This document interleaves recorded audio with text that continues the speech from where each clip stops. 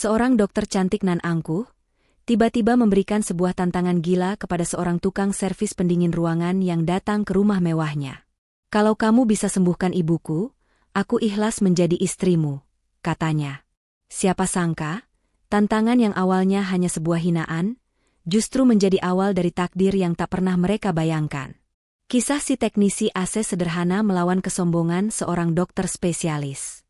Selamat datang kembali di Ken Arok Productions, channel yang selalu menyajikan cerita-cerita drama terbaik untuk Anda. Agar kami bisa terus bersemangat menghadirkan kisah-kisah baru, kami mohon dukungan Anda semua. Jangan lupa tekan tombol subscribe, nyalakan loncengnya, berikan like, dan tentu saja, tuliskan komentar Anda di bawah. Bagi yang sudah subscribe, kami doakan dari hati yang paling dalam, semoga Anda semua selalu diberikan rezeki yang melimpah, kesehatan yang paripurna, keberkahan dalam setiap langkah, dan kebahagiaan yang tiada akhir.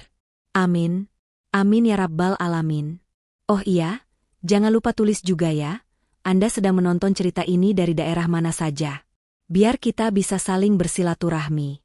Insya Allah, semua doa baik kita hari ini bisa terkabul atas kehendak Tuhan Yang Maha Esa. Baiklah, tidak perlu berlama-lama lagi. Kita langsung mulai saja ceritanya.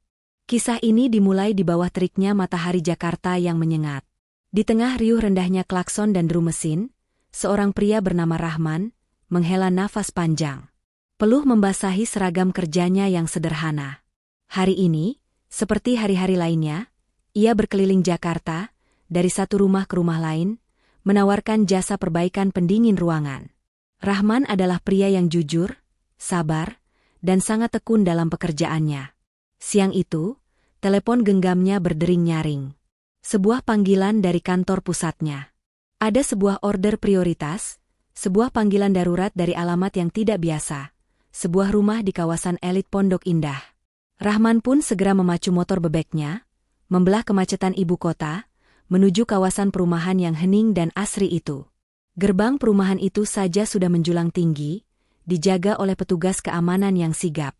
Setelah memastikan identitas dan tujuannya, Rahman akhirnya diizinkan masuk. Motornya melaju pelan di atas jalanan aspal yang mulus, diapit oleh rumah-rumah yang besarnya seperti istana. Ia berhenti di depan sebuah rumah paling besar di tikungan jalan, dengan pilar-pilar putih yang kokoh dan taman yang sangat rawat. Rahman menekan bel di dekat gerbang besi tempa yang tinggi. Tak lama, gerbang itu bergeser otomatis. Rahman berjalan ragu menyusuri jalan setapak taman menuju pintu utama yang terbuat dari kayu jati berukir. Belum sempat ia mengetuk, pintu itu sudah terbuka. Berdirilah di hadapannya seorang wanita yang luar biasa cantik. Tubuhnya tinggi semampai, kulitnya putih bersih, dan ia masih mengenakan seragam kerjanya, jas dokter putih yang rapi, dengan stetoskop melingkar di leher. Namun, kecantikan itu terasa beku. Mata sang dokter, yang kemudian Rahman tahu bernama Indira, menatapnya tajam dari ujung rambut sampai ujung sepatu. "Kamu teknisi AC-nya?" tanya Indira ketus. Suaranya datar dan dingin. Rahman mengangguk sopan, berusaha tersenyum ramah. "Iya, Bu Dokter. Saya Rahman. Ada keluhan apa dengan pendingin ruangannya?" Indira tidak menjawab. Ia malah menunjuk sepatu Rahman dengan dagunya. "Sepatu kamu kotor. Lepas di luar. Dan nanti, jangan sampai keringatmu menetes di karpet saya. Saya tidak suka kotor." Perkataan itu cukup menusuk, tapi Rahman sudah terbiasa menghadapi berbagai macam pelanggan. Ia hanya tersenyum tipis. "Baik, Bu Dokter." Rahman segera melepaskan sepatunya di teras depan, dan dengan sigap menyiapkan alas plastik yang selalu ia bawa dari tasnya, sebagai tempat meletakkan kotak peralatannya agar tidak mengotori lantai marmer yang mahal itu. AC-nya di kamar utama, di lantai 2. "Mati total," kata Indira sambil berjalan mendahuluinya, langkahnya angkuh. "Cepat kerjakan. Saya tidak punya banyak waktu untuk mengawasimu." Indira kemudian berdiri bersandar di pintu kamar, melipat kedua tangannya di dada, mengamati setiap gerak-gerik Rahman seolah ia adalah seorang pencuri. Rahman merasakan hawa dingin di rumah itu, dan itu bukan karena pendingin ruangan yang berfungsi. Hawa dingin itu berasal dari sikap sang pemilik rumah. Ia hanya ingin segera menyelesaikan pekerjaannya, mendapatkan bayaran, dan pergi dari tempat yang membuatnya sesak itu. Rahman pura-pura tidak mendengar. Ia mencoba fokus 100% pada pekerjaannya. Dengan telaten, ia membuka penutup unit pendingin ruangan yang menempel di dinding. Ia harus berhati-hati, karena rumah semewah ini pasti menggunakan barang-barang mahal. Saat itulah, dari sudut matanya, ia melihat sosok yang terbaring di atas ranjang raksasa di tengah ruangan. Seorang wanita tua, tubuhnya kurus, wajahnya pucat pasi dan tampak menahan sakit. Selimut tebal hanya menutupi sebagian tubuhnya, memperlihatkan kaki yang tampak kaku. Selang infus menancap di punggung tangannya, terhubung ke tiang di samping tempat tidur. Itu pasti Ibu Wulan, ibunda sang dokter. Hati Rahman seketika terenyuh. Pemandangan itu mengingatkannya pada almarhumah neneknya di kampung, sebelum wafat. Ia berusaha bekerja setenang mungkin, baut-baut ia letakkan pelan-pelan di kotak peralatannya, tidak ingin menimbulkan suara berisik yang bisa mengganggu istirahat wanita tua itu. Sedang Rahman fokus memeriksa kompresor outdoor di balkon kamar, pintu kamar utama itu kembali terbuka. Kali ini masuk seorang pria gagah, usianya mungkin sebaya dengan Indira. Ia juga mengenakan jas dokter yang tak kalah mentereng, jam tangan mahal melingkar di pergelangan tangannya. "Bagaimana, In? Masih belum ada kemajuan?" tanya pria itu. Dia adalah Dr. Reza, kolega Indira di rumah sakit elit tempat mereka bekerja. Seorang dokter kaya raya yang sudah lama menaruh hati pada Indira. Indira, yang sedari tadi mengawasi Rahman, kini mengalihkan pandangannya pada Dr. Reza. Ia menghela nafas kasar, raut frustrasi yang dalam terlihat jelas di wajah cantiknya. "Tidak ada, Reza. Sama saja. Obat terbaik dari Jerman sudah kucoba, fisioterapis paling mahal sudah kupanggil bolak-balik. Tapi ibu tetap begini, nyerinya tidak berkurang, kakinya masih kaku seperti kayu." Dr. Reza mendekati ranjang, ia melirik data pada monitor kecil di samping tempat tidur Ibu Wulan. "Sudahlah, Indira, kita ini dokter, bukan dewa. Kita sudah melakukan semua prosedur medis terbaik. Kita tahu, stroke pendarahan hebat seperti ini memang butuh waktu lama, atau bahkan tidak bisa pulih sempurna." "Waktu? Ini sudah 6 bulan, Reza." Suara Indira meninggi, nadanya bergetar menahan tangis dan amarah. "Aku ini dokter bedah terbaik di rumah sakit. Tanganku ini dipuji bisa menyambung urat yang putus. Tapi aku tidak bisa menyembuhkan ibuku sendiri. Apa gunanya semua gelarku ini?" Rahman, yang kini sedang membersihkan saringan pendingin ruangan di kamar mandi, terdiam. Ia menjadi pendengar yang tak diundang dalam drama keluarga itu. Di balik sikap angkuh dan kata-kata tajam Indira tadi, Rahman kini bisa mendengar sebuah keputusasaan yang murni. Dr. Reza mencoba meletakkan tangannya di bahu Indira, menenangkan. "Mungkin sudah saatnya kamu ikhlas. Mungkin ini yang terbaik untuk Tante Wulan." "Jangan pernah bicara seperti itu di depanku," bentak Indira, menepis tangan Reza.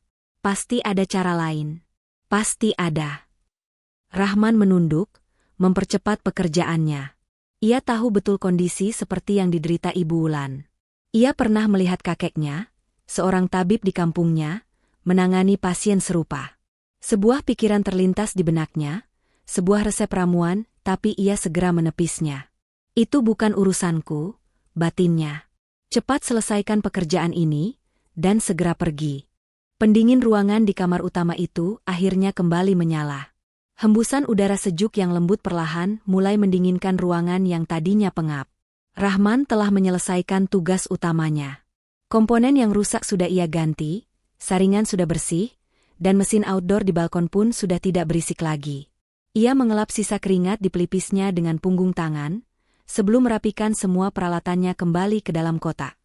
Ia bekerja dalam diam, sementara Dr. Reza dan Dr. Indira masih berdebat pelan di dekat pintu.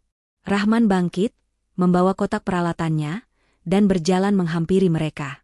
"Permisi, Bu Dokter, Pak Dokter," ucap Rahman sopan sambil sedikit menunduk. "Pekerjaannya sudah selesai. Ini surat perintah kerjanya, mohon ditanda tangan." Rahman menyodorkan lembaran formulir dan sebuah pulpen. Dr. Reza meliriknya dengan tatapan merendahkan, seolah terganggu. Indira mengambil pulpen itu dengan gerakan cepat, hendak menandatanganinya di atas tumpukan majalah di meja rias. Tepat pada saat itu, dari atas ranjang, Terdengar sebuah erangan lirih namun penuh penderitaan. Panas. NNGGHH. Sakit. Itu suara Ibu Wulan. Wanita tua itu menggigil kecil, meski udara kini sudah mulai sejuk. Indira langsung menjatuhkan pulpen itu dan berlari ke sisi ranjang ibunya. Ibu? Ibu kenapa? Panas? Tapi AC-nya sudah nyala, Bu. Ia memegang kening ibunya, lalu memegang kakinya. Wajahnya semakin pucat pasi. Reza. Kakinya sedingin es. Tapi badannya demam. Ini tidak wajar. Dokter Reza ikut memeriksa. Ia menggelengkan kepala. Indira, ini reaksi saraf yang wajar pasca stroke. Jangan panik berlebihan. Rahman, yang masih berdiri mematung di dekat pintu, tertegun. Ia menatap kaki Ibu Wulan yang kaku, lalu ke wajah sang ibu yang berkeringat menahan sakit. Ia teringat pesan almarhum kakeknya, ilmu itu amanah, Rahman. Kalau kamu lihat orang butuh pertolongan, dan kamu tahu caranya, jangan pernah diam saja. Nuraninya bergejolak. Ia tahu ia harus pergi. Ia hanyalah tukang AC. Tapi mulutnya terasa gatal. Akhirnya, ia memberanikan diri.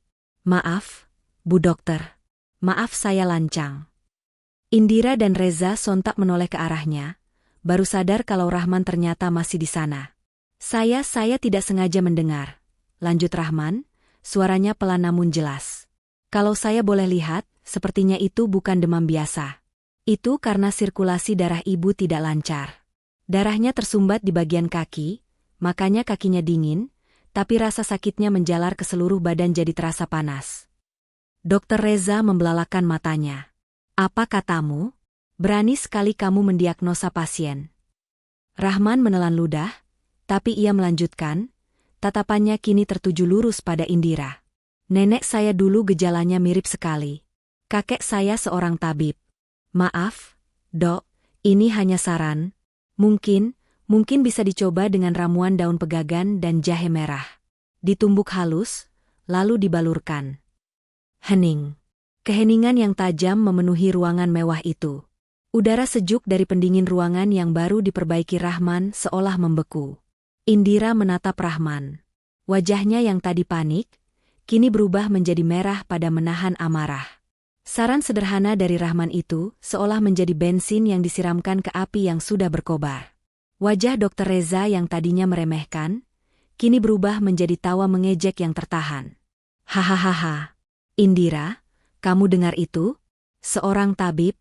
Kita berdua sekolah belasan tahun di luar negeri, jungkir balik menghafal anatomi, dan solusinya ternyata cuma daun pegagan dan jahe merah?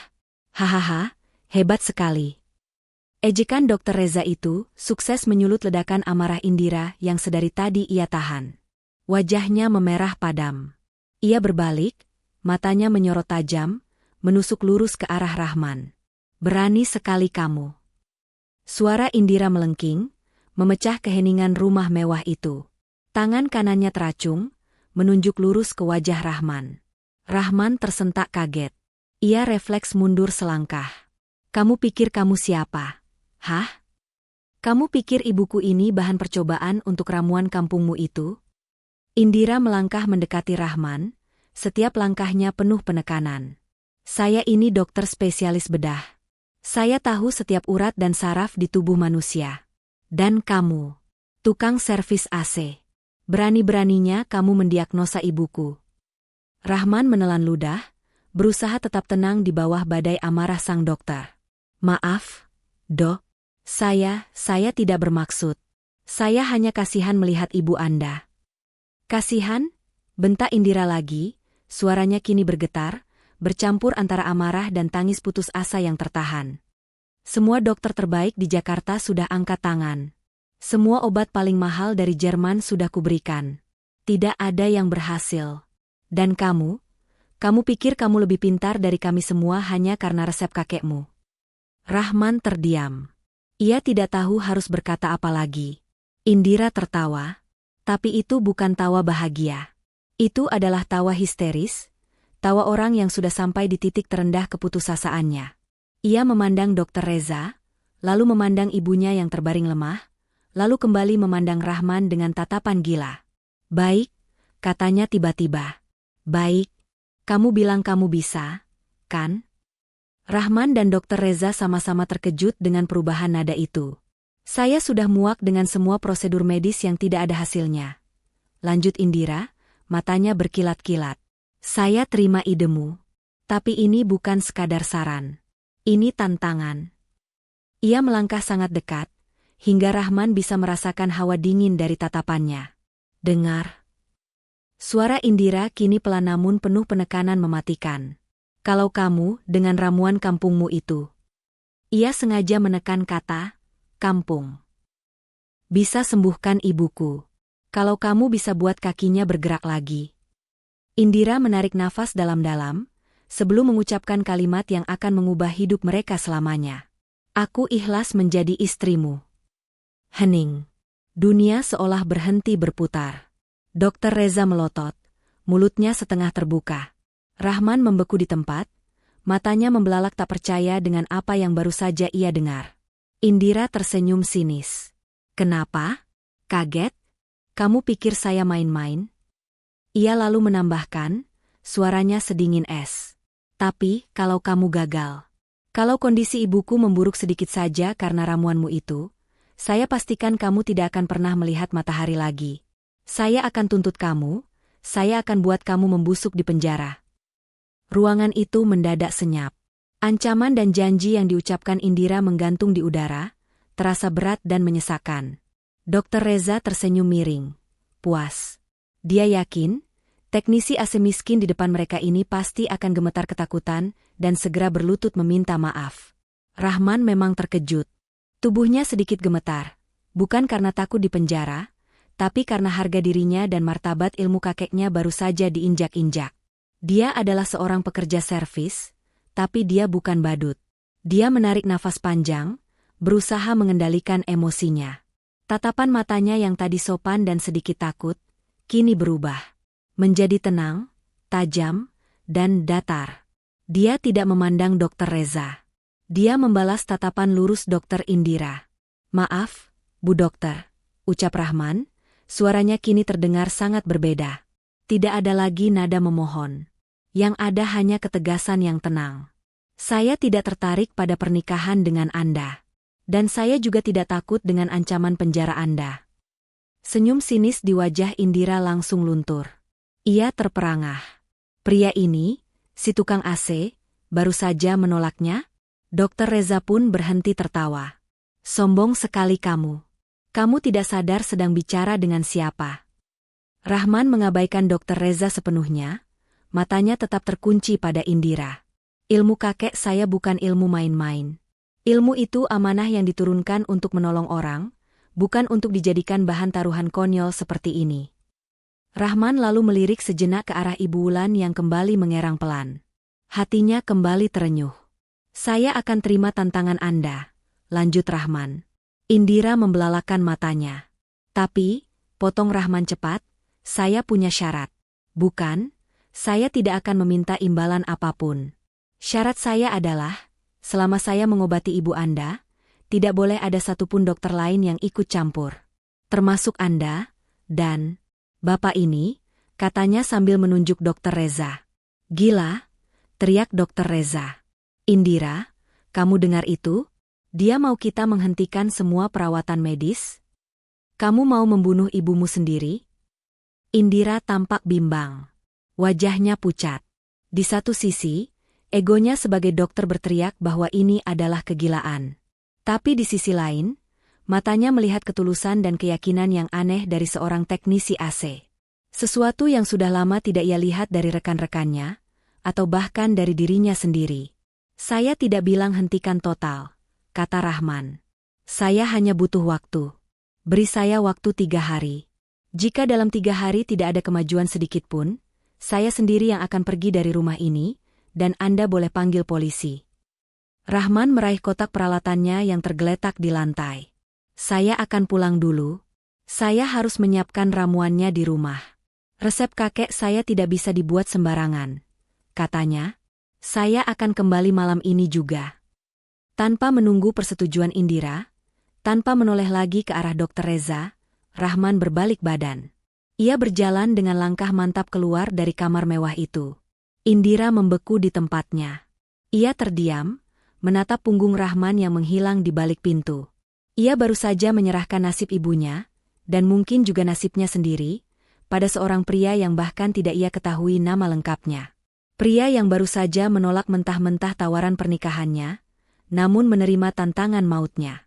Matahari Jakarta sudah berganti dengan gemerlap lampu kota ketika Rahman akhirnya tiba kembali di rumah kontrakannya yang sederhana di sebuah gang sempit di kawasan Kebon Jeruk. Rumah itu sangat jauh berbeda dari istana milik Indira. Hanya ada satu ruangan yang berfungsi sebagai ruang tamu sekaligus kamar tidur, dengan sebuah dapur kecil di belakangnya. Tapi tempat itu sangat bersih dan rapi. Di sudut ruangan, ada sebuah lemari kayu jati tua, satu-satunya perabotan mewah di sana. Itu adalah peninggalan kakeknya. Rahman tidak beristirahat. Ia langsung berwudu, membersihkan diri. Ia tahu, apa yang akan ia lakukan ini membutuhkan kesucian, bukan hanya fisik tapi juga batin. Setelah itu, ia membuka lemari kayu peninggalan kakeknya. Di dalamnya, tersimpan puluhan stoples kaca berisi akar-akaran, daun-daun kering, dan biji-bijian yang sudah diatur rapi. Harum rempah yang khas langsung menguar, memenuhi ruangan. Ini adalah pusaka keluarganya.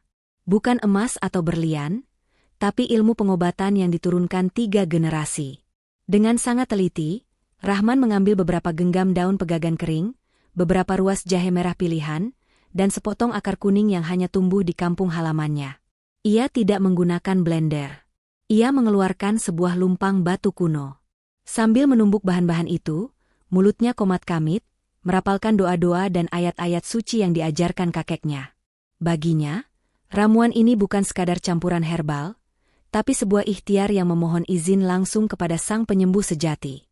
Sementara itu, di Pondok Indah, suasana tak kalah tegang. Dr. Reza tidak bisa menerima keputusan gila Indira. Indira, sadarlah, kamu mempertaruhkan nyawa ibumu dan karirmu sendiri. Bentak Reza, mondar-mandir di ruang tamu yang megah. Orang itu, si tukang AC itu, dia bisa membunuh Tante Wulan. Ini malah praktik namanya.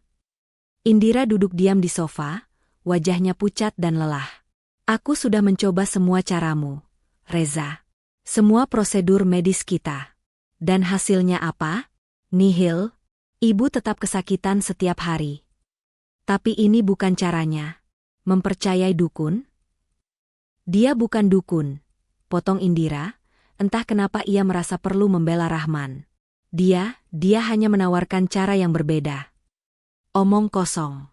Kalau sampai terjadi apa-apa, aku tidak akan tinggal diam. Aku akan melaporkan ini, ancam Reza. Indira menatap Reza dengan tatapan dingin. Kalau begitu, silakan pergi. Mulai detik ini, jangan campuri urusan keluargaku. Sesuai perjanjian, tidak boleh ada dokter lain. Reza ternganga. Ia tidak percaya Indira mengusirnya demi seorang teknisi AC. Dengan amarah tertahan, Reza membanting pintu rumah itu dan pergi. Tepat pukul 9 malam, bel rumah berbunyi. Jantung Indira berdebar kencang. Ia membuka pintu. Rahman berdiri di sana, kini mengenakan kemeja koko putih yang bersih dan sederhana.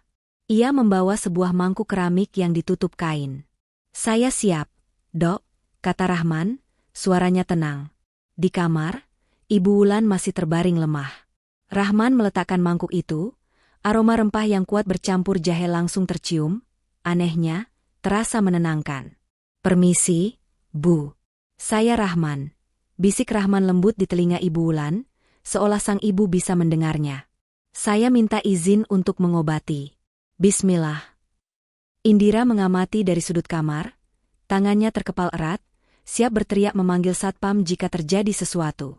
Rahman membuka kain penutup. Ramuannya berwarna coklat kehijauan, kental.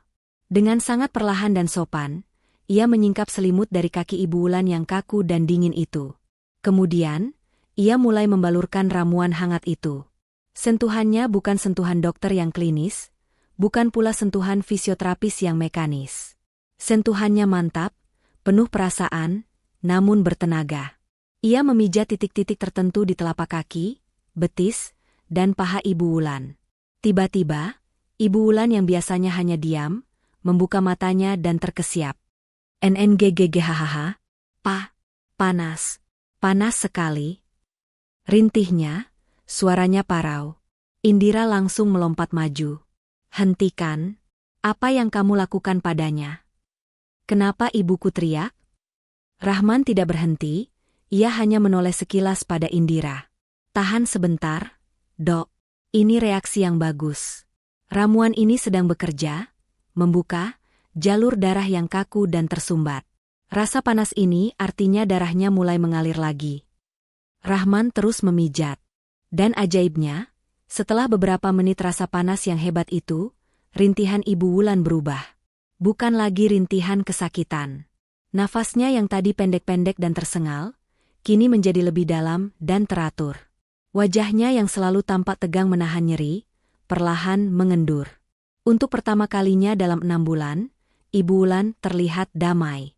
Indira menutup mulutnya dengan kedua tangan. Matanya membelalak tak percaya. Rahman menyelesaikan pijatannya. Dengan sangat hati-hati, ia mengambil kain perban bersih dari tasnya, lalu membalut kaki Ibu Wulan yang sudah terbalur ramuan itu.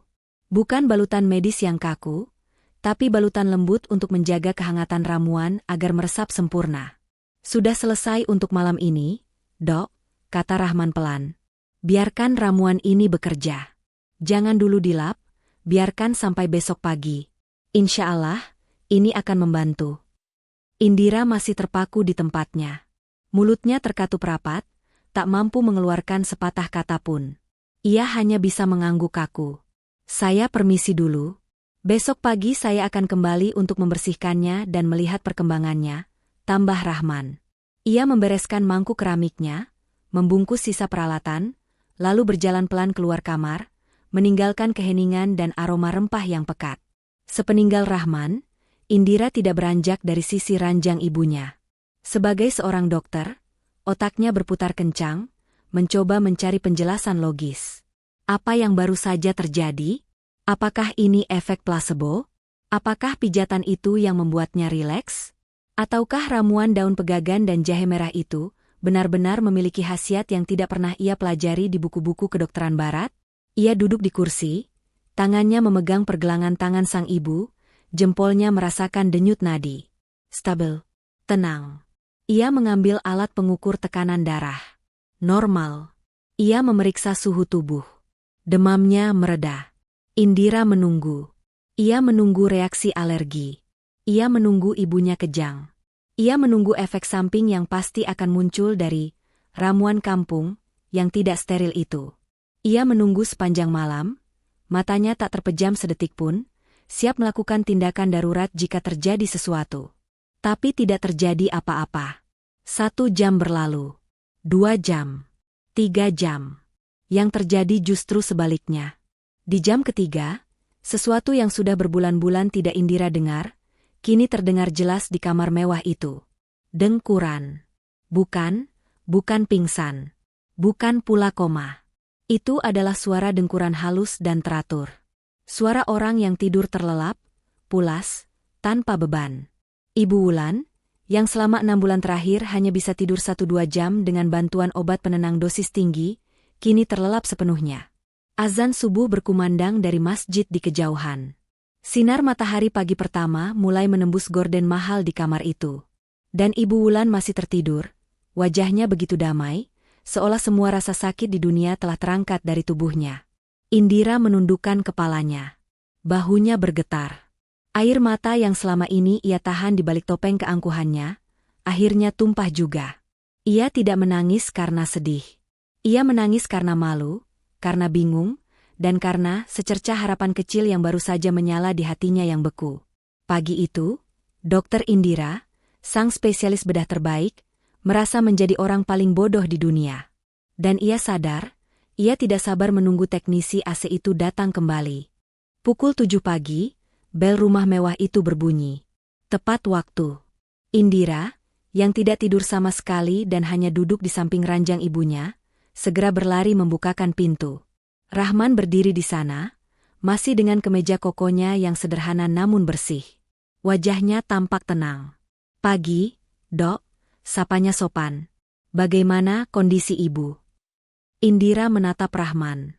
Wajah angkuhnya yang biasa ia pasang, kini luntur total. Yang ada hanya wajah lelah, mata yang sembab karena menangis, namun juga ada keraguan yang penuh harap. Dia tidur. Jawab Indira pelan, suaranya serak. Dia tidur sepanjang malam, Rahman. Nyenyak sekali, tanpa obat penenang. Rahman hanya tersenyum tipis. Alhamdulillah. Boleh saya lihat? Mereka masuk ke kamar. Pemandangan di dalam membuat Indira kembali menahan nafas. Ibu Wulan tidak lagi terbaring kaku. Posisinya sedikit miring, dan matanya perlahan terbuka, mengerjap-ngerjap menyesuaikan cahaya pagi. Ini adalah pertama kalinya Ibu Wulan bangun secara alami, bukan karena sentakan rasa sakit. Ibu. Bisik Indira, mendekat. Apa yang ibu rasakan? Masih sakit? Ibu Wulan menatap putrinya, lalu menatap Rahman, lalu menatap kakinya yang terbalut perban. Ia terdiam sejenak, seolah sedang merasakan sesuatu yang sudah lama hilang. Enteng, enduk. Bisik Ibu Wulan, suaranya parau namun jelas. Rasanya ringan. Nyerinya hilang. Hangat. Indira terkesiap. Ia refleks menoleh ke arah Rahman, matanya berkaca-kaca. Sebuah kemajuan yang tidak pernah ia dapatkan dalam 6 bulan perawatan medis termahal. Alhamdulillah, kata Rahman lagi, tulus. Ini pertanda baik. Sirkulasi darahnya mulai jalan. Saya izin membersihkan sisa ramuan semalam, ya. Setelah itu, saya akan siapkan ramuan segar untuk baluran siang ini. Indira mengangguk cepat. Tentu. Silakan. Pakai dapur saya saja. Rahman dengan telaten membersihkan kaki Ibu Wulan dengan air hangat, lalu mengeringkannya. Ibu Wulan tampak sangat nyaman, tidak meringis kesakitan sedikitpun saat kakinya disentuh. Kemudian, Rahman pergi ke dapur mewah Indira. Ia mengeluarkan lumpang batu kecil dan bahan-bahan segar yang ia bawa. Ia mulai menumbuk lagi, menciptakan irama yang menenangkan di rumah yang biasanya senyap itu. Tepat saat itulah, bel pintu berbunyi lagi. Kali ini dengan kasar. Sebelum Indira sempat membuka, pintu itu sudah didorong terbuka. Dokter Reza masuk tanpa diundang, wajahnya kusut dan marah. Indira, aku tidak bisa membiarkan kegilaan ini berlanjut. Aku sudah hubungi kolega kita di Dewan Etik Kedokteran. Reza, hentikan. Lihat ibumu, kata Reza, menunjuk ke arah kamar. Ia tertegun sejenak. Ia melihat Ibu Wulan sedang duduk bersandar, tidak lagi terbaring kaku, dan tampak lebih segar. Itu pasti hanya kebetulan. Sergah Reza, tidak mau kalah. Efek obat penenang dosis tinggi yang kamu berikan pasti baru bekerja sekarang. Aku tidak memberinya obat penenang apapun sejak kemarin sore, jawab Indira datar, matanya menatap Reza dingin. Rahman, mendengar keributan itu, keluar dari dapur, tangannya masih bersih dari sisa tumbukan. Melihat Rahman, amarah Reza meledak. Ini semua pasti akal-akalanmu kan, dukun? Kamu berikan ibunya obat tidur herbal, kan? Reza, cukup, teriak Indira. Perjanjiannya 3 hari. Dan aku melihat kemajuan. Pergilah. Tidak. Aku tidak akan pergi sebelum membuktikan penipu ini. Reza menatap Rahman dengan benci. Aku haus. Aku mau ambil minum. Reza berjalan angkuh melewati Rahman, menuju dapur. Sementara Indira kembali fokus pada ibunya, mencoba membantu sang ibu minum air putih. Di dapur, Reza sendirian. Matanya liar mencari. Ia melihat mangkuk keramik di atas meja dapur, berisi ramuan segar yang baru saja selesai ditumbuk Rahman. Warnanya hijau kecoklatan dan aromanya sangat kuat. Ini dia, batinnya licik. Dengan gerak secepat kilat, Reza meraih mangkuk itu. Ia membuang seluruh isinya ke bak cuci piring, lalu menyalakan keran air deras, membilas sisa-sisa ramuan itu lenyap ke saluran pembuangan. Ia panik mencari pengganti. Matanya tertuju pada toples teh celup mahal dan sebungkus kopi bubuk impor. Dengan tangan gemetar, ia merobek beberapa kantung teh, menuang air panas sekenanya, lalu menambahkan 1 sendok penuh bubuk kopi agar warnanya keruh dan pekat, mirip ramuan tadi. Ia mengaduknya asal, lalu menuangkannya kembali ke mangkuk keramik. Tepat saat itu, Rahman masuk ke dapur. "Permisi, Dok. Ramuannya." Reza berbalik badan, wajahnya pura-pura tenang, sambil memegang segelas air. "Oh, ini. Tadi hampir tumpah ku senggol. Silakan dilanjutkan ritualmu." Reza tersenyum sinis dalam hati. "Kita lihat saja seberapa hebat ramuan teh campur kopimu itu, tukang AC." Rahman mengambil mangkuk keramik itu, yang kini berisi ramuan palsu buatan Dr. Reza. Ia kembali berjalan dari dapur menuju kamar utama. Di dalam kamar, suasana sudah jauh lebih baik. Ibu Wulan tampak lebih waspada, dan Indira menatap Rahman dengan sorot mata yang tak lagi sedingin es. Ada secercah harapan di sana. "Ini untuk baluran siangnya, Bu," kata Rahman, tersenyum pada Ibu Wulan. Ia meletakkan mangkuk itu di meja samping ranjang. Ia bersiap untuk mulai membalurkannya, menggulung lengan ke mejanya. Namun, saat ia mendekatkan tangannya ke mangkuk itu, ia berhenti. Rahman mengerutkan keningnya. Sesuatu salah. Harum jahe merah yang tajam dan aroma khas pegagan yang menenangkan hilang. Yang tercium oleh hidungnya yang terlatih adalah aroma yang aneh. Asam. Seperti ampas teh dan kopi. Jantung Rahman berdebar. Ini bukan ramuannya. Ia menatap isi mangkuk itu lekat-lekat. Warnanya memang keruh, tapi teksturnya berbeda. Jauh lebih encer. Ini bukan tumbukan herbal, ini hanya air kotor. "Kenapa?" Suara Dr. Reza tiba-tiba terdengar dari ambang pintu. Ia bersandar di sana dengan senyum mengejek.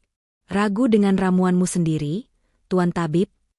Rahman mengangkat kepalanya, matanya menatap tajam ke arah Dr. Reza. Seketika, ia paham apa yang telah terjadi.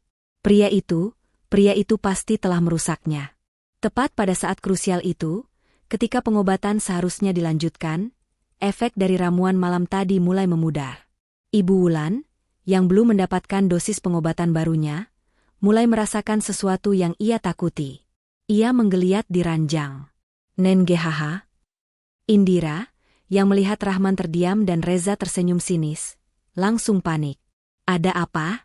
Rahman, kenapa kamu diam saja? Lakukan sesuatu." "Ibu." Bisik Ibu Wulan, suaranya kembali bergetar. "Indira, kakiku dingin lagi, enduk." Itu adalah kata-kata yang paling ditakuti Indira. "Dingin?" ulang Indira panik. Ia langsung meraba kaki ibunya. Benar saja. Kaki yang tadi pagi mulai terasa hangat, kini kembali sedingin es. "Sakitnya?" rintih Ibu Wulan, matanya terpejam erat. "Ya Tuhan, sakitnya kembali. Lebih sakit dari kemarin." Arg. Harapan yang baru saja dibangun dengan susah payah itu, hancur lebur dalam hitungan detik. Wajah Indira berubah dari penuh harap menjadi pucat pasi, lalu memerah padam oleh amarah yang jauh lebih besar dari kemarin. Ini bukan lagi amarah, ini adalah kekecewaan yang mengoyak hatinya. "Apa yang kamu lakukan?" teriak Indira, suaranya pecah. Ia tidak lagi menatap Rahman, ia menatap ramuan palsu di mangkuk. Ini apa? Kenapa ibuku kesakitan lagi?" "Sudah kubilang, Indira," sambar Dr. Reza, melangkah masuk, memainkan perannya sebagai penyelamat. "Lihat, ini semua hanya keberuntungan semalam. Dosis pertamanya mungkin hanya plasebo. Sekarang lihat, ramuan keduanya gagal total." Dia sendiri bingung. "Tidak, ini..." Rahman mencoba menjelaskan. "Ini bukan ramuan saya, ini ditukar." "Bohong," bentak Indira, air matanya kini mengalir deras. Air mata kemarahan.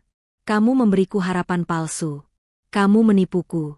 Kamu hampir membunuh ibuku." "Dok, dengarkan saya. Cium baunya. Ini bau kopi, bukan?" "Cukup." Indira mendorong Rahman dengan sekuat tenaga. Pergi kamu dari rumahku sekarang juga. Penipu." "Indira, tenang," kata Reza, pura-pura menenangkan sambil memegang bahu Indira, menatap Rahman penuh kemenangan. "Satpam!" teriak Indira sekeras-kerasnya, suaranya menggema di seluruh rumah. "Satpam, Usir orang ini dari rumah saya. Sekarang. Dua orang petugas keamanan yang berjaga di pos depan berlari masuk. Seret dia keluar. Perintah Indira, tangannya gemetar menunjuk Rahman. Rahman, yang masih memegang mangkuk berisi ramuan palsu itu, menatap Indira dengan tatapan tak percaya. Dokter, Anda harus percaya saya. Tapi Indira sudah berbalik badan, memeluk ibunya yang kembali mengerang kesakitan. Petugas keamanan itu langsung mencengkeram kedua lengan Rahman. Tanpa basa-basi, mereka menyeret Rahman, yang tak bisa berbuat apa-apa, keluar dari kamar, melintasi ruang tamu mewah, dan melemparnya keluar dari pintu utama. Kotak peralatannya dilempar menyusul. Pintu kayu jati yang berat itu dibanting tepat di depan wajahnya. Rahman terduduk di teras, terhina, bingung, dan marah. Sabotase Dr. Reza telah berhasil dengan sempurna. Rahman terduduk lemas di aspal mulus jalanan komplek, tepat di luar gerbang besi tempa yang kini tertutup rapat. Hinaan, amarah, dan rasa putus asa bercampur aduk di dadanya. Mangkuk keramik berisi air kopi dan ampas teh itu pecah berkeping-keping di sampingnya saat dilempar satpam, isinya berceceran. Dia menatap cairan keruh di aspal itu. Ini adalah bukti. Bukti kejahatan Dr. Reza. Dia tidak akan lolos begitu saja, batin Rahman. Amarahnya kini bukan lagi karena harga dirinya yang diinjak-injak, tapi karena nyawa seorang ibu yang tidak bersalah kini kembali dalam bahaya. Semua karena kecemburuan dan kelicikan seorang pria. Rahman bangkit. Dia tidak akan pulang. Dia tidak bisa membiarkan fitnah ini menang. Dia teringat sesuatu. Rumah semewah itu. Dapur yang begitu modern dan mahal. Pasti. Rumah itu pasti dilengkapi kamera pengawas, bahkan di dapur. Dia harus mendapatkan rekaman itu. Sementara itu di dalam rumah, Dr. Reza segera mengambil alih situasi. Ia bersikap seperti dokter pahlawan. Tenang, Indira, tenang. Aku di sini, katanya, sambil dengan sigap menyiapkan suntikan obat penenang dosis tinggi. Dia sudah pergi. Dukun penipu itu tidak akan menyakitimu atau Tante Wulan lagi. Indira menangis terseduh-seduh di samping ranjang. Reza. Ibu kesakitan sekali. Ini salahku. Aku membiarkan dia. SSSSTT. Desis Reza, sambil menyuntikkan obat itu ke selang infus Ibu Wulan. Bukan salahmu. Kamu hanya sedang putus asa. Wajar. Yang penting, kita hentikan kegilaan ini sekarang. Kita kembali ke perawatan medis yang sebenarnya. Lihat, Tante Wulan akan segera tenang. Benar saja. Dalam beberapa menit, erangan Ibu Wulan mereda, matanya terpejam, dan tubuhnya yang tadi menegang kini lemas. Tapi ini bukan ketenangan yang damai seperti semalam. Ini adalah ketenangan paksa yang disebabkan oleh obat-obatan. Indira menatap wajah ibunya yang kembali pucat. Rasa bersalah menggerogotinya. Dia telah membiarkan ibunya merasakan harapan sesaat, hanya untuk dijatuhkan kembali ke jurang rasa sakit yang lebih dalam. Amarahnya pada Rahman kini begitu besar, membutakan logikanya. Dia ingin percaya pada Reza. Dia harus percaya pada Reza. Kamu benar, Reza. Kamu benar, Isak Indira. Dia penipu. Dia harus dihukum. Tentu saja, kata Reza, senyum tipis tersungging di bibirnya. Aku yang akan urus. Aku akan pastikan dia tidak akan bisa menipu orang lain lagi. Di luar, hari mulai beranjak sore. Rahman tidak pergi. Ia bersembunyi di taman seberang jalan, di balik rimbunnya pohon. Ia mengamati gerbang rumah itu seperti elang. Ia tahu, ia tidak bisa masuk paksa. Ia harus menunggu. Menunggu kesempatannya. Dia melihat mobil Dr. Reza akhirnya keluar dari gerbang, melaju kencang dengan angkuh. Ini kesempatannya. Tapi, bagaimana cara masuk? Rahman memutar otak. Dia teringat percakapannya dengan satpam di pagi hari, saat ia masuk. Dia teringat nama kepala asisten rumah tangga di rumah itu yang sempat ia dengar. B.I. Surti. Seorang wanita parubaya yang tampak baik hati, yang tadi pagi sempat memberinya segelas air. Rahman memberanikan diri. Ia tidak lagi terlihat seperti tukang AC yang kebingungan. Ia berjalan tegap ke pos satpam, bukan ke gerbang utama. Pak, katanya pada satpam yang tadi menyeretnya. Saya tahu saya sudah diusir. Tapi tolong. Kotak peralatan saya tertinggal. Saya mohon. Itu satu-satunya alat saya cari nafkah. Satpam itu menatapnya curiga. Kata Bu Dokter, kamu penipu. Saya hanya mau ambil kotak saya. Saya akan ambil di depan pintu saja, tidak akan masuk. Tolong, Pak. Bapak bisa temani saya? Satpam itu berpikir sejenak. Merasa kasihan, dan juga karena Dokter Reza sudah pergi, ia akhirnya mengangguk. Baik. Tapi cepat. Dan jangan macam-macam. Satpam itu membukakan gerbang kecil di samping. Rahman masuk, hatinya berdebar kencang. Ini adalah pertaruhan terbesarnya. Rahman berjalan ke teras depan yang megah itu, dikawal ketat oleh si satpam. Ia melihat kotak peralatannya tergeletak miring di dekat pot bunga besar, tempat ia dilempar beberapa jam lalu. Itu, Pak, kata Rahman, menunjuk kotaknya. Cepat ambil. Lalu pergi. Bentak satpam itu, masih berdiri waspada. Rahman sengaja berjalan pelan. Ia berjongkok, membuka kotak peralatannya seolah sedang memeriksa isinya. Ia harus mengulur waktu. Dia harus bertemu Bei Surti. Dia butuh sekutu di dalam. Astaga, gumam Rahman, sengaja menjatuhkan beberapa obeng dan tang dari kotaknya, membuatnya berderak nyaring di lantai marmer teras. Maaf, Pak, jatuh. Cepat pungut. Jangan buang-buang waktu, gerutu si satpam. Saat Rahman sedang memunguti alat-alatnya, persis seperti yang diharapkannya, pintu samping untuk pelayan terbuka. Bei Surti, kepala asisten rumah tangga, menjulurkan kepalanya. Wajahnya tampak sedih dan penasaran. Ia pasti mendengar keributan tadi siang. Loh, Mas Rahman? Katanya. Bei Surti tidak melanjutkan kalimatnya. Ia ragu-ragu melihat tatapan galak si satpam. Ini dia kesempatannya. Rahman bangkit, mengabaikan si satpam sejenak, dan menatap lurus ke mata Bei Surti. Tatapannya putus asa, tapi jujur. Bei Surti, desis Rahman cepat, suaranya pelan namun mendesak. Saya difitnah, Bei. Demi Allah, saya tidak menipu. Mas. Dokter Reza. Dia yang menukar ramuan saya di dapur tadi. Lanjut Rahman, tidak memberinya jeda untuk berpikir. Dia membuang ramuan asli saya dan menggantinya dengan air kopi. Wajah Bei Surti pucat pasi. Sebagai orang yang bekerja di rumah itu bertahun-tahun, ia tahu persis watak Dokter Reza yang angkuh dan sering merendahkan para pelayan.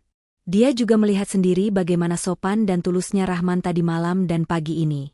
Bei, Ibu Wulan dalam bahaya, kata Rahman lagi, suaranya bergetar. Dokter itu tidak mau ibu sembuh dengan cara saya. Tolong saya, Bei. Rumah sebesar ini, dapur pasti ada kamera pengawasnya, kan? Bei Surti terdiam. Benar. Ada satu kamera kecil di sudut dapur. Tolong, Bei, mohon Rahman. Demi keselamatan Ibu Wulan. Periksa rekamannya. Bibi akan lihat sendiri kebenarannya. Saya akan tunggu di pos satpam depan. Saya tidak akan pergi.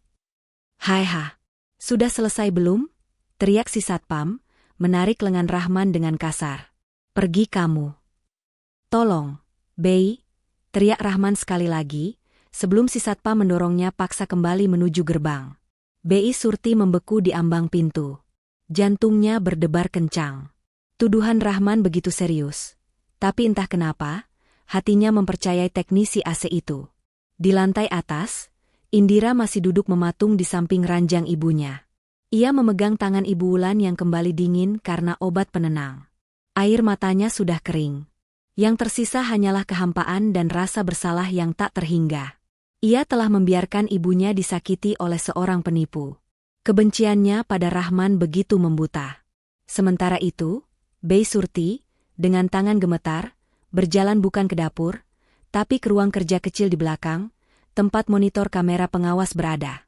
Ia duduk di depan layar, menarik nafas panjang, lalu memutar ulang rekaman dari kamera dapur, tepat di jam saat Dokter Reza tadi masuk untuk mengambil minum. Matanya membelalak ngeri.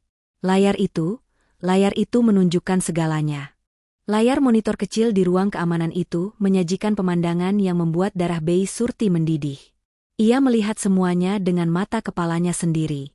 Ia melihat Dr. Reza tengok kanan-kiri, memastikan tidak ada siapa-siapa di dapur. Ia melihat tangan berjam mahal itu dengan sengaja meraih mangkuk keramik berisi ramuan Rahman. Ia melihat pria itu dengan tega membuang seluruh isinya ke bak cuci piring dan menyiramnya dengan air.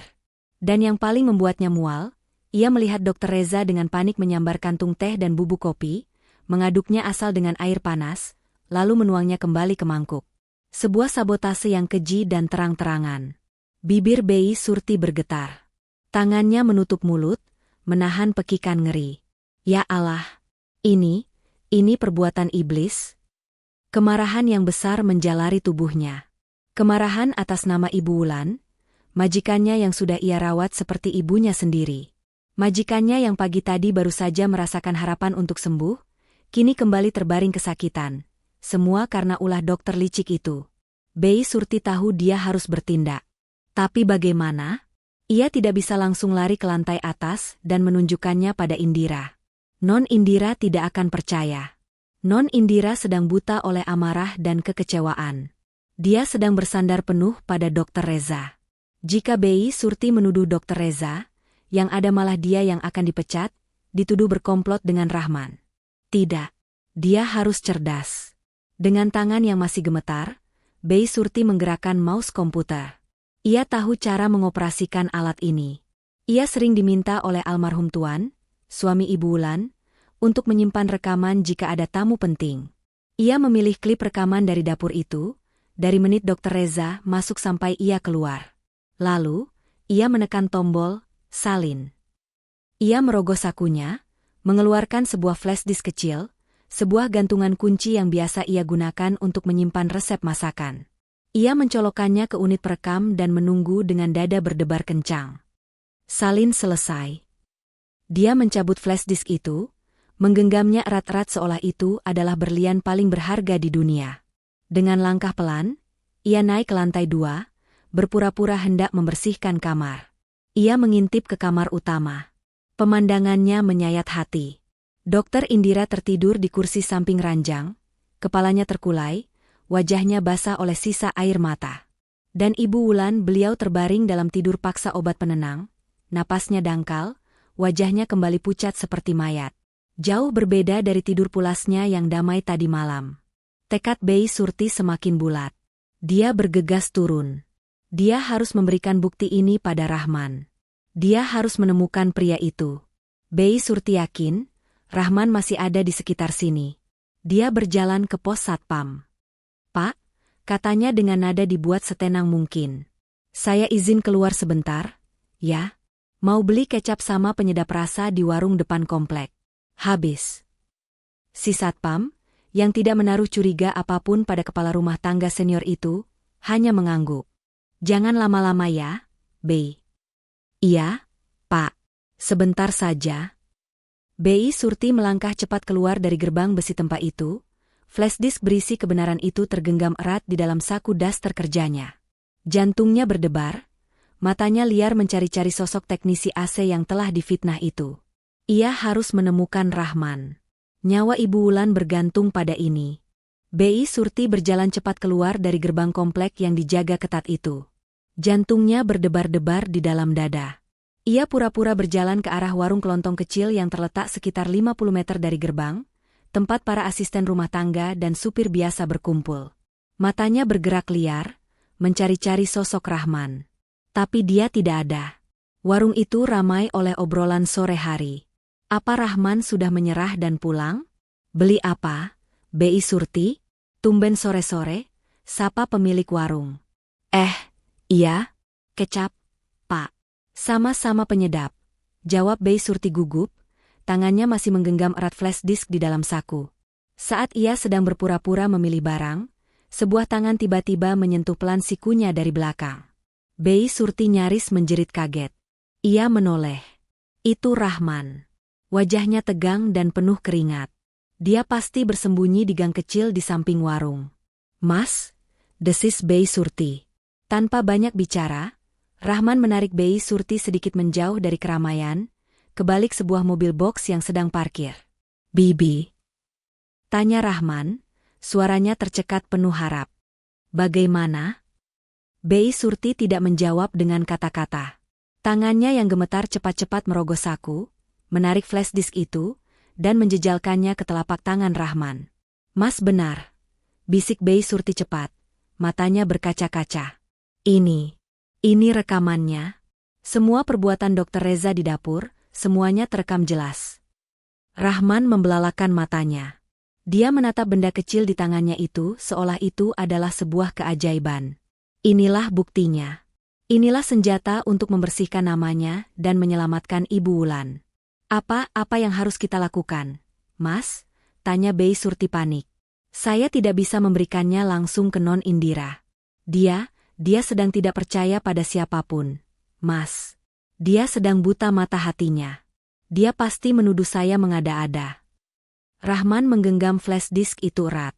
Otaknya berputar cepat. Bei Surti benar. Jika mereka berdua yang maju, Indira akan menganggap ini persekongkolan antara pembantu dan tukang AC. Egonya yang terluka akan menolak kebenaran itu mentah-mentah. Mereka harus membuat Indira melihatnya sendiri, tanpa paksaan. "Bibi tenang," kata Rahman, suaranya kini kembali mantap dan penuh kendali. "Bibi kembali ke rumah sekarang. Bersikap seperti tidak terjadi apa-apa. Jangan sampai ada yang curiga Bibi bertemu saya, terutama Dr. Reza." Tapi Mas Rahman mau bagaimana?" Rahman menatap rumah mewah di ujung jalan itu. Saya harus menemukan cara agar Dr. Indira melihat video ini dengan matanya sendiri. Saat dia sendirian, saat dia tenang, saat Dr. Reza tidak ada di sampingnya untuk meracuni pikirannya. Rahman tiba-tiba teringat sesuatu. Saat ia bekerja di kamar utama, ia melihat sebuah laptop mahal di atas meja kerja Indira. Sang dokter tampak tidak bisa lepas dari alat itu. "Bi," kata Rahman mendesak. "Apakah Dokter Indira sering bekerja di kamarnya menggunakan laptop?" "Iya, Mas. Selalu. Non Indira selalu memeriksa data pasien atau jurnal medis lewat laptopnya sebelum tidur." Sebuah rencana nekat, namun brilian, terbentuk di kepala Rahman. "Bei Surti berani bantu saya sekali lagi?" tanya Rahman, menatap lurus ke mata Bei Surti. Bei Surti menelan ludah, tapi ia mengangguk mantap. "Demi Ibu Wulan, Mas. Apa yang harus saya lakukan?" "Saya akan pulang," kata Rahman.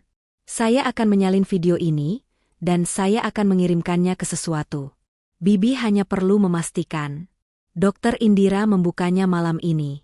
Saat dia sendirian, Rahman tidak menjelaskan lebih lanjut. Ia tidak mau membahayakan Bei Surti. "Cepat Bibi kembali. Beli kecapnya. Bersikaplah normal," perintah Rahman. "Dan doakan saya, Bei." Bei Surti mengangguk. Ia cepat-cepat membeli sebotol kecap, lalu bergegas kembali ke rumah, meninggalkan Rahman di gang kecil itu. Rahman menatap flash disk di tangannya. Malam ini adalah penentuannya. Rahman tidak pulang ke kontrakannya. Waktu terlalu berharga. Ia berlari ke sebuah warung internet kecil yang nyempil di antara ruko-ruko, tak jauh dari komplek perumahan itu. Di bilik yang sempit dan panas, ia mencolokkan flash disk itu ke komputer.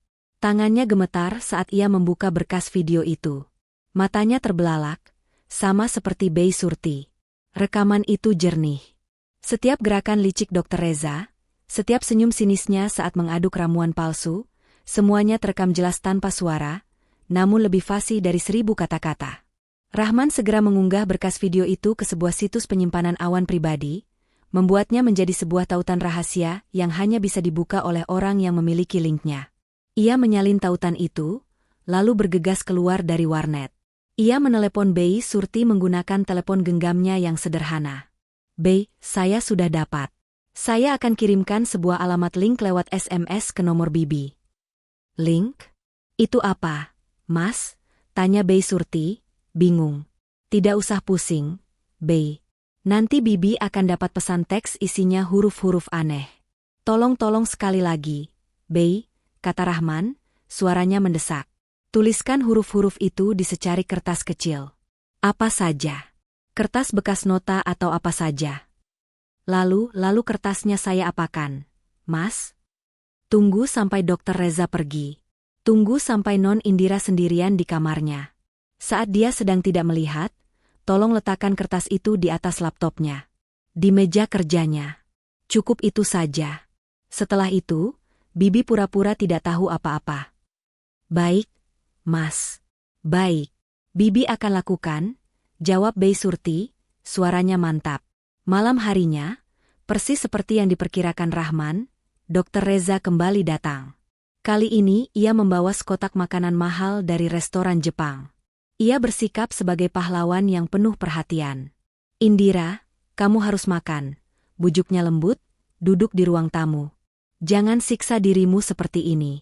Besok, kita bawa Tante Wulan kembali ke rumah sakit. Kita mulai lagi fisioterapinya dari awal. Indira, yang matanya bengkak dan jiwanya kosong, hanya mengangguk lemah. Ia makan tanpa merasakan apapun. Kebenciannya pada Rahman begitu pekat, tapi di dalam hatinya, ada sesuatu yang terasa salah. Ketenangan yang ia lihat di wajah ibunya tadi malam, itu terlalu nyata untuk sebuah tipuan. Tapi ia menepis pikiran itu. Ia harus membenci Rahman. Setelah memastikan Indira makan, Dokter Reza akhirnya pamit. Telepon aku kalau ada apa-apa, katanya sambil mengelus bahu Indira. Besok aku akan urus si tukang AC itu. Aku pastikan dia tidak akan bisa menipu siapa-siapa lagi. Sepeninggal Reza, rumah itu kembali sunyi.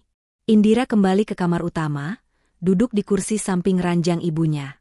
Ia menatap wajah Ibu Wulan yang tertidur karena obat. Ia merasa gagal. Saat ia sedang termenung, Bei Surti masuk pelan-pelan. Non, mau saya buatkan teh hangat? Indira hanya menggeleng, tanpa menoleh. Baik, Non. Saya rapikan meja kerja Non sedikit. Ya. Berantakan, kata Bei Surti, sebagai alasan. Indira tidak peduli. Ia terlalu lelah. Dengan tangan gemetar, Bei Surti berjalan ke meja kerja di sudut kamar. Ia melihat laptop mahal itu tertutup. Dengan gerakan secepat kilat, ia meletakkan secari kertas sobekan buku nota kecil di atas laptop itu. Kertas yang sudah ia tulisi dengan tautan dari Rahman. Lalu, Bei Surti segera keluar kamar. 1 jam berlalu. Indira merasa pegal. Ia bangkit, meregangkan badan. Matanya tertumbuk pada meja kerjanya. Ada secari kertas yang tadi pagi tidak ada di sana. Ia mengambil kertas itu. Tulisannya adalah tulisan tangan Bei Surti yang ia kenal. Bukan tulisan ancaman. Hanya barisan huruf dan angka acak. Sebuah alamat internet. Hati Indira mencelos. Apa ini? Insting pertamanya adalah meremas dan membuangnya. Ini pasti akal-akalan si penipu itu lagi, menggunakan Bei Surti. Tapi, kenapa Bei Surti mau? Rasa penasaran yang ganjil, bercampur dengan firasat buruk, mengalahkan egonya. Tangannya gemetar. Ia membuka laptopnya. Mengetikkan baris demi baris huruf acak itu ke kolom alamat. Ia menekan tombol, Enter. Sebuah jendela pemutar video terbuka. Layarnya hitam. Lalu, sebuah gambar muncul. Kamera pengawas. Tanggal dan jamnya, tepat tadi siang. Sudutnya, itu dapur rumahnya. Dan kemudian dia melihatnya. Dia melihat Dokter Reza masuk. Dia melihatnya membuang ramuan. Dia melihatnya meracik ampas teh dan kopi. Indira menutup mulutnya. Suara pekikan tertahan di tenggorokannya. Matanya membelalak, terpaku pada layar. Dunianya runtuh dalam sekejap. Napas Indira tercekat di tenggorokannya. Layar laptop itu memutar ulang adegan di dapur lagi dan lagi. Tangan Reza yang membuang ramuan. Senyum liciknya saat mengaduk teh dan kopi. Setiap detiknya adalah tamparan keras yang mendarat di wajah Indira. Dia telah salah. Dia bukan hanya salah. Dia telah dibutakan. Dihasut. Dia telah mengusir, menghina, dan menuduh seorang pria yang tulus berusaha menyelamatkan ibunya. Dan dia malah membiarkan iblis berjas dokter menyuntikkan racun penenang. Membiarkannya kembali menderita, hanya untuk memuaskan ego mereka. Tidak, tidak, tidak. Indira bangkit dari kursinya, tangannya gemetar hebat. Kemarahan yang tadi ia tujukan pada Rahman, kini berbalik 1000 kali lipat, mengarah pada Dr. Reza. Dan yang lebih besar, mengarah pada dirinya sendiri. "Bei Surti!" teriaknya, suaranya parau, berlari keluar kamar. "Bei Surti!" Bei Surti berlari dari dapur, wajahnya pucat. "Iya, Non? Ada apa?" "Rahman, di mana dia?" tanya Indira panik, matanya liar. "Di mana tukang AC itu? Kamu memberinya kertas ini, kan? Di mana dia?" Dia tadi di warung depan, Non. Saya tidak tahu apa dia masih di sana." Tanpa mengganti baju, tanpa memakai sandal. Dokter Indira, sang dokter spesialis bedah yang angkuh, yang tidak pernah menginjakan kaki di aspal tanpa alas kaki mahal, berlari. Ia berlari keluar dari pintu utama rumah mewahnya, melintasi taman, dan mendorong gerbang dengan tangannya sendiri. Para satpam yang berjaga ternganga melihat majikan mereka berlari histeris keluar komplek, menuju warung kecil di seberang jalan. Dan di sanalah dia. Rahman sedang duduk di bangku kayu panjang di depan warung, menunduk, memegang segelas teh tawar yang sudah dingin. Menunggu. Rahman. Rahman mengangkat kepalanya. Ia melihat Indira berlari ke arahnya, terengah-engah, air matanya mengalir deras. "Maaf." Isak Indira, begitu ia sampai di depan Rahman. "Maafkan saya. Saya." Indira tidak bisa melanjutkan kata-katanya. Ia terlalu malu. Ia berlutut di aspal, di depan Rahman, di depan semua mata supir dan pembantu yang ada di warung itu. Saya sudah lihat videonya," tangisnya. Reza, dia menipuku. Saya telah memfitnahmu. Maafkan saya." Rahman tertegun melihat pemandangan itu. Dokter angkuh itu kini berlutut di kakinya.